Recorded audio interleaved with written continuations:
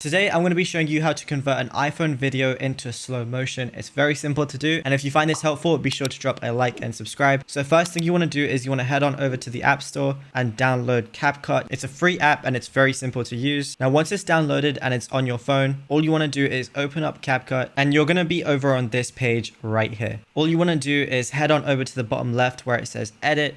You want to click a new project, and then once you found the clip that you want to use for the video, click add, and you're going to see it on your timeline right here. Now let's say there's a specific moment in the video where I want to add the slow-mo. All I want to do, let's say when they go and start chasing it, I want to click on the video and press split. It's going to turn the one clip into two separate clips. Then all I want to do is scroll more. Let's say if I want the slow-mo to stop once he grabs the ball right there, create another split right here, and now it's in three different sections. So we want to focus on the middle one, which is where we want to slow it down. Now on the bottom left, you're going to see speed, and now you can add a curve, but for the sake of the video, initially we're going to do normal, and now you can change it and make it faster if you want to, which is also going to show the duration, but we're going to make it slower right now. So let's change it to about 0.5. So 50% of the speed. And then all you want to do is click the check mark. And now when we play it, you can see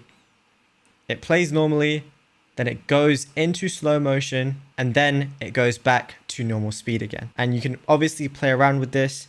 You can also do curves as well. Comes up with a bunch of different ones if you want it to start slow and then end up fast, or if you want it to, start fast and end slow. And you can even customize it too, which is a really cool feature. And this is in the free version of CapCut 2. And it's as simple as that. Once you're done with the video and you've done with all your changes, just head on over to the top right and click export.